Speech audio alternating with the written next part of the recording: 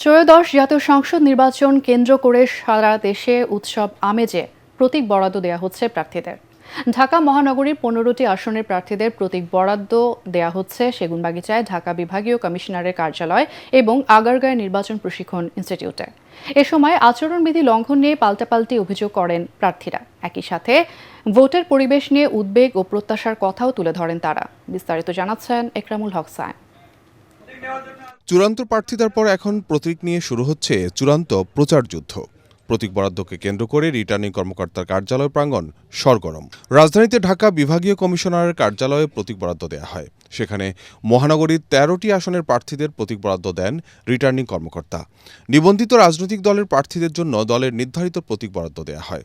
প্রতীক পেয়ে আচরণবিধি ও ভোটের পরিবেশ নিয়ে কথা বলেন বিএনপি, জামাত, এনসিপি সহ বিভিন্ন রাজনৈতিক দলের প্রার্থীরা।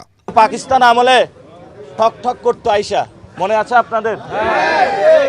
এখন হলো মির্জা আব্বাস ভাইয়ের লোক ওইখানে যায় ঠক ঠক করে যে তুমি চাকরি করছো, যেটাই করছো, তুমি যে অবস্থায় থাকো, গেঞ্জি পরা আসো, যে অবস্থায় আসো উঠো, আমার স্লিপটা নেও।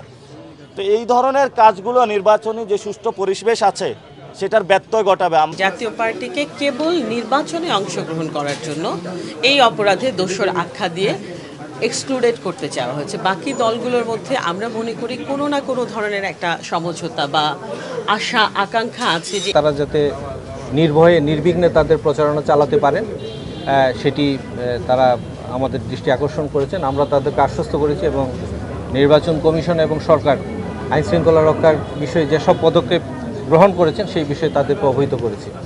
তারাও আমাদের সহযোগিতার আশ্বাস দিয়েছেন। আমরা আশা করি যে আইন শৃঙ্খলার বিষয়ে বড় ধরনের কোনো আশঙ্কা নেই। এখন পর্যন্ত আমাদের কাছে যেসব ইনফরমেশন আছে ভালোভাবে। অন্যদিকে স্বতন্ত্র প্রার্থীদের জন্য নির্ধারিত 56টি প্রতীক থেকে পছন্দ অনুযায়ী বরাদ্দ দেওয়া হয়।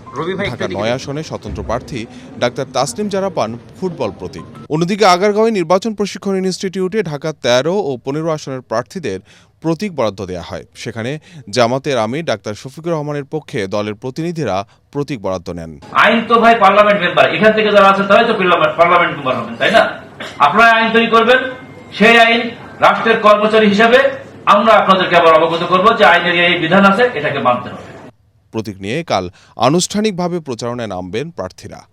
একরামুল হক সায়েম, এটিএন বাংলা, ঢাকা।